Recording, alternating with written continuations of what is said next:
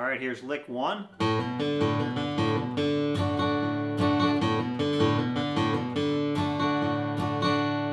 Here's lick 2.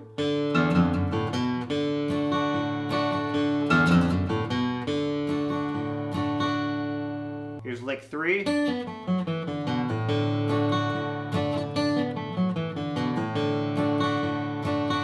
Here's lick 4.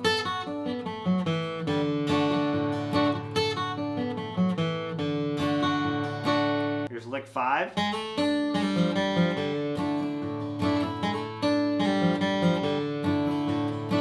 Here's lick 6.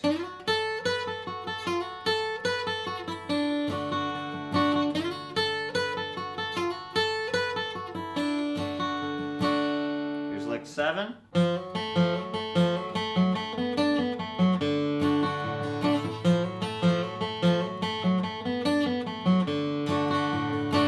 Here's lick 8.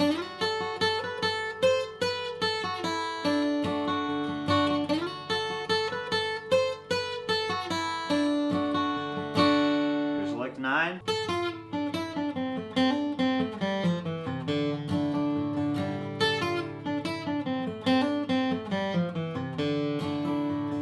Here's lick 10.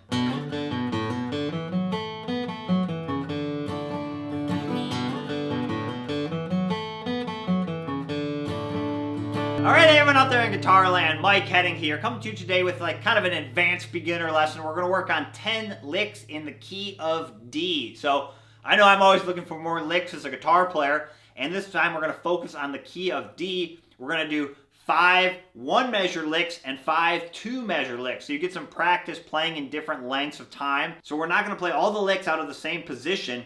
We're going to specifically focus on different areas of activity where you can eventually create your own licks. That's what we're going to do for this lesson. I'll break down each lick note for note just like I played at the beginning, show you all the left hand and pick direction needed to play the lick, and then talk about kind of my tips and tricks I would use. So like I said, I would call this an advanced beginner lesson. You're definitely going to need to know how to do some basic up and down picking. You're going to need to know how to do some hammer-ons, some pull-offs, and slides. But I think you can get this one with some practice. All right, let's start breaking down 10 licks in the key of D. Here we go. All right, so the format of licks 1 through 5 is a 1-measure lick and then 1 measure of strumming. And then we'll do 6 through 10 is a 2-measure lick and then 1 measure of strumming. So we're always going to go back to this D chord with a pick strum. And we might start the first pick with different notes. We might start up on the 2nd string to hit this D. Or a lot of times we'll start on this open 4th string, which is also a D note. So that's the basic strum we're going to go back to. I'm doing a pick on the 4th string, and then a down up strum, and then pick on the 5th string, down up strum. And if you do just down strums, that's fine as well. We just need 1 measure of strum to keep the rhythm. That's all we're doing there, okay? So I'll play lick number 1. Here we go.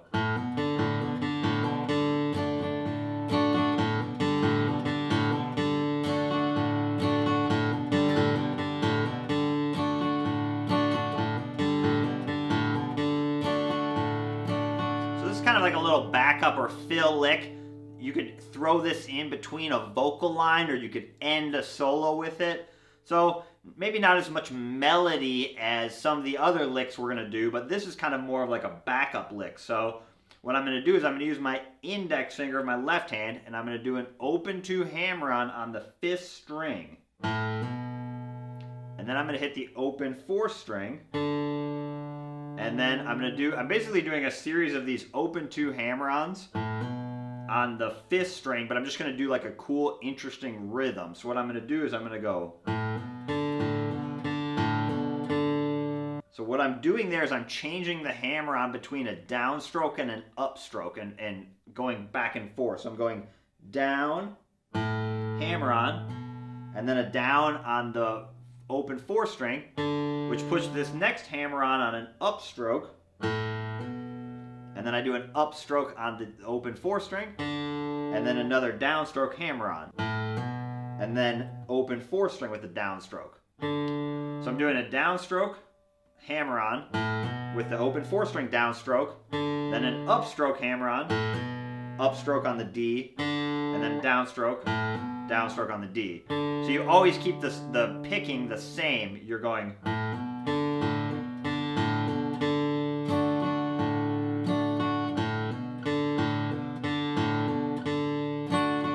Might even be easier to do it a little bit faster. It's good practice to try and do it really slow. And what I always recommend with my hammer-ons and slides and pull-offs is get enough of the first note. Don't try and hammer on too fast. You'll get more of a reference if you get enough of that first note. The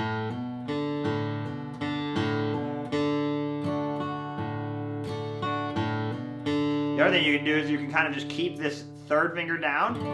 You can basically just stay in this D, and then you can just move your index finger and just play it the whole lick and just stay in that shape, and then all you have to do is just move your index finger back to the 2nd fret of the 3rd string. That's kind of what I'll actually do in practice.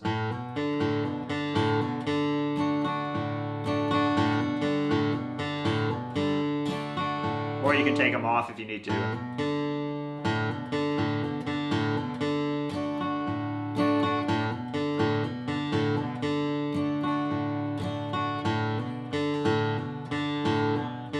I'd really recommend following the pick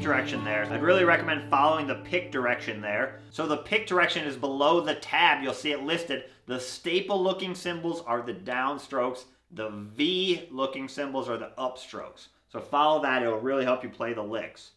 One more time, really slow.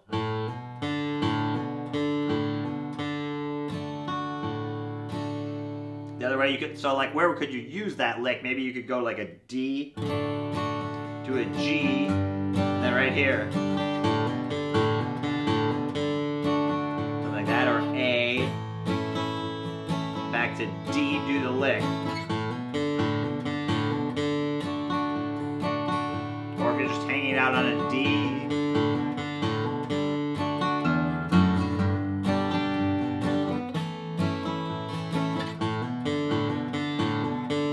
So like I said, it's kind of a backup fill lick. It's not really representing a ton of melody. You could maybe use it in like Angeline the Baker if you're familiar with that song. It kind of mimics that melody a little bit, but otherwise I would kind of use it as a backup to return to D. So I'm going from like a G or an A or whatever chord you're going from, B minor, you know, your common chords in D, and then you're going back to that, like that, okay?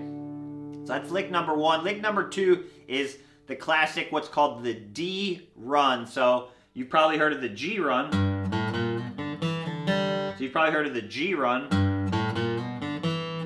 There's lots of variations on that, but we're going to do what's the D run kind of equivalent of that works over a D chord. So we're going to hit the open 4-string D, and then on the low string E, we're going to do open, and then a 1-2 hammer-on with our first and second fingers, index and middle fingers. And that's going to be on an upstroke, so we're going to go, and then hit the open 5th string with an upstroke, and then index finger, 2nd fret, and then back to your pick strum. So you could loop the D run on its own. It would sound like this.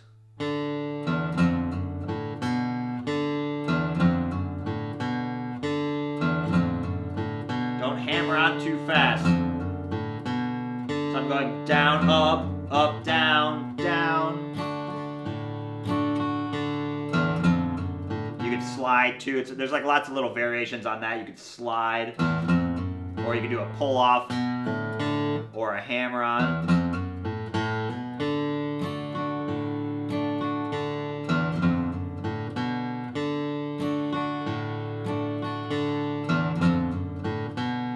That's a great way to end a solo in D. You could play something like...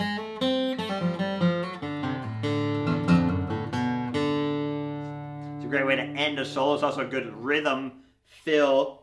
Same thing kind of like as lick 1, you could use it going back to a chord.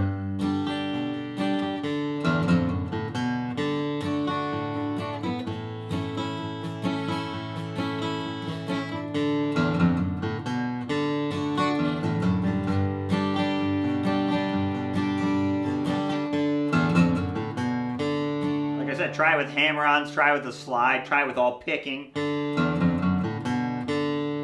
know, you can try a bunch of different options there. So that's, again, kind of like a rhythm fill lick. That's called the D run. The other thing you can do is try and combine lick 1 and 2. That's good practice to make a lick longer. So you could go something like this. Something like that.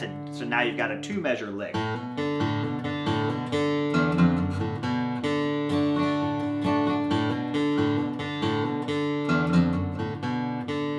So see how I just combined lick 1 and 2, and then I just took out the strumming. That's just kind of good practice to try and combine a lick. So lick number 3 is going to work out of the same D chord, but we're going to use different fingers, okay? So I'm going to take my middle finger, and I'm going to move it from the 2nd fret of the high E string to the third fret of the 2nd string. Yep, 3rd fret, 2nd string. It's right where your ring finger just was.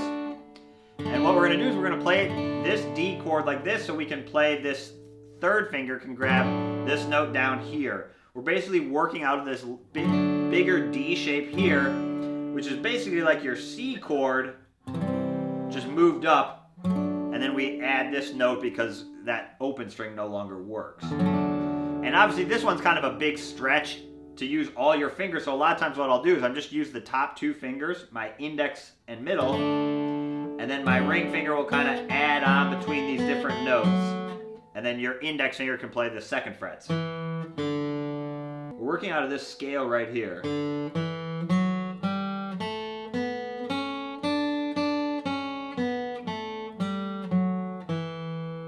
Either here or here, right? Same note. So that's kind of the chord we're working out of. But still visualize this D chord here. It's the same chord. We're just using different fingers, all right? So here's lick 3. We're going to go.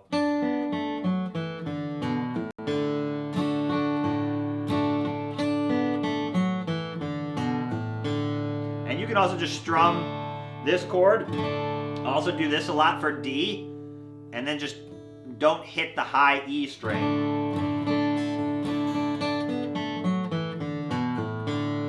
Or you can go back to your full D, and then you just quick flip your finger to play the lick.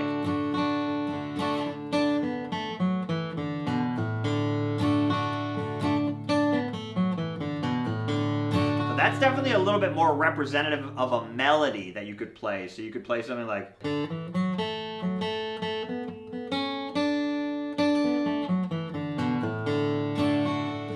you could use that as like a little fiddle tune ending.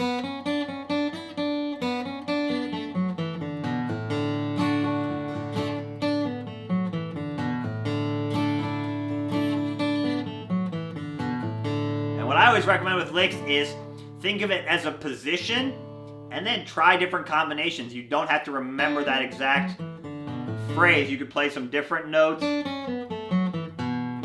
know.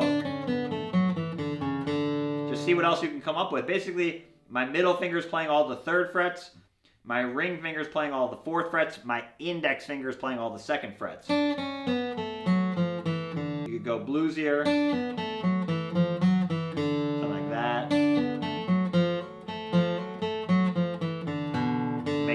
Longer, make it shorter. Again, try and combine a lick.